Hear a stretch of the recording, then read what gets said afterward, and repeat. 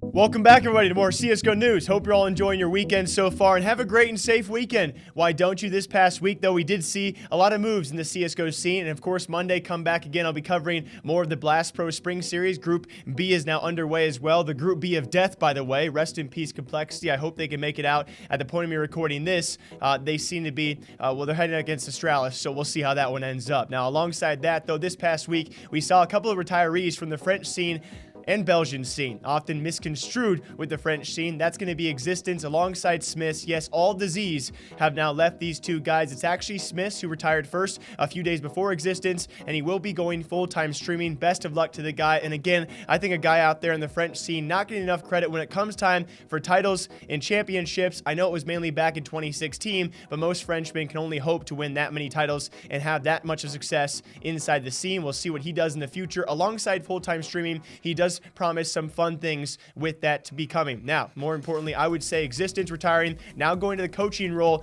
and there are probably many people on my side with this one. This guy should be a coach sometime very, very soon. Now, when it comes time for titles and championships and actually showing up at the major level, Ex6tenz not known for that. Known for going to plenty of teams and being cut from plenty more. Unfortunately enough, his career will end with a series of unfortunate timed cuts, I would say, as he had his opportunities to make his way to the top of the French scene as a Belgian man.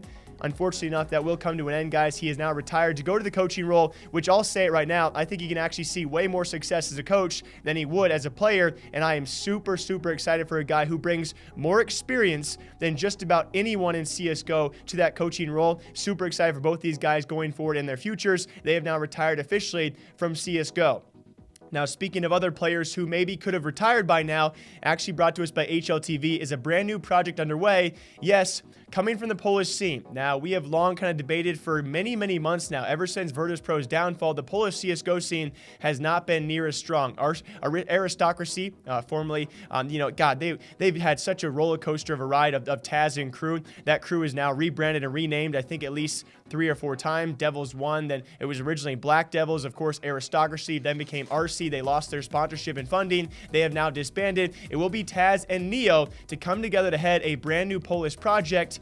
And this one's tough, right? We have Dignitas announced the old NIP lineup, and I thought they were, even then, right? That Dignitas roster obviously spent a huge amount of money to acquire all of those guys, and still you got GTR and Forest, who I think have a lot of promise. Surrounding crew, we'll see how they do as well, and Dignitas taking a huge risk there. When it comes time for the Polish scene and guys like TaZ and Neo, I don't know if I see that much potential here. I'm not trying to be rude. Unfortunately, I'm met with the unfortunate task of being honest as well with these kind of things, especially when it comes time for surrounding talent. Even these guys being the primary figures, it would worry me what kind of Polish roster they can actually pick up. We will see how these guys do, but it will be TaZ, formerly of RC. They lost their funding there. Neo, his last standing role was with FaZe Clan, and that was met with an unfortunate timing and demise as well. They now team up to have a Polish roster, hopefully sometime soon, and we'll see what organization spends money on these guys.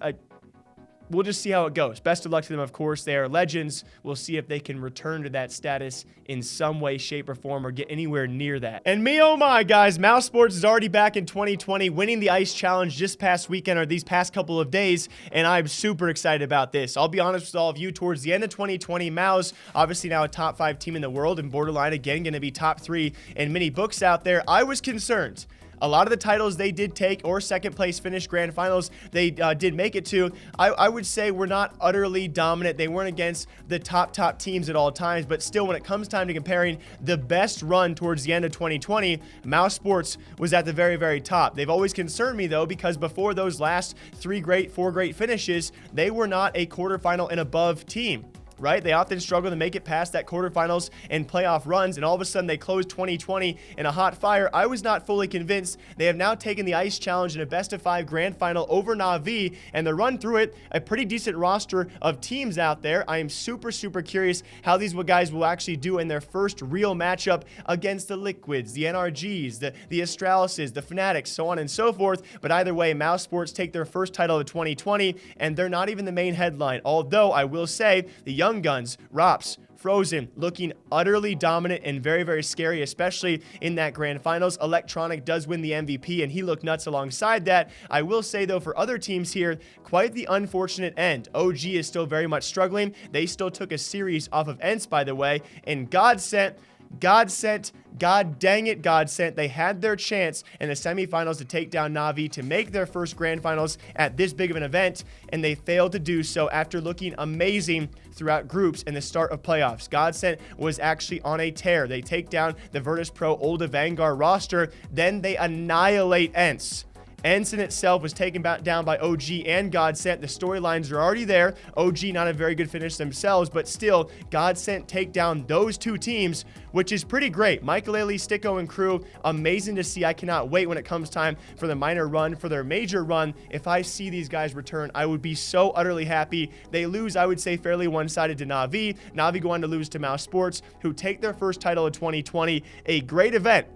When I first read the headlines of Ice Bet Challenge, I didn't think it was that big of an event. It actually was. Pretty solid rosters, poor showings, I would say, especially from ENCE, kind of from OG. Godsent, my surprise team. NaVi and Mouz, I would say, looking pretty solid, and especially when it comes time for NaVi, their first grand final, I believe, in 10 months or so. First one with Perfecto in a few weeks.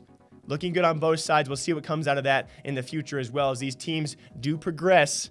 It's going to be a crazy, crazy year. And then lastly, speaking of which, we're already going to keep a list of plays of the decade, right? We did plays of the decade just, I would say, a few weeks or a month or so back here for 2020, the end of 2019. And ChrisJ had a 1v5 ace, by the way, during the ice bet. So we'll close out the video with this. I hope you guys all enjoy. Here is ChrisJ showing how Mousesports is rocking 2020 so far. Enjoy your weekend, guys. I'll be back here soon. Go get him, Chris. Much easier scenario now, and it's just Chris. Bomb in his hand, though. Planting this. He started that before the Molotov. In fact, Molotov's not going to reach him, and he might chase down, at least get one. Good start. Aggressive. Finds out Flamey. Not done there. Sees the play on the tracks. He's actually got Simple down. We know this guy can ace. We saw it in New York. He's got it into a 1-on-2, and he's actually sliding away. He's got another shot on Boomich. Is this guy up for the play of the decade already in 2020? He nearly got it in 2018. As Chris sneaks away, Electronic is found. He's baited him out. He's got the time in his favor. What an ace clutch this would be. He's got the bomb off the situation. And he's got Electronic down. Put it in for play of the year already. What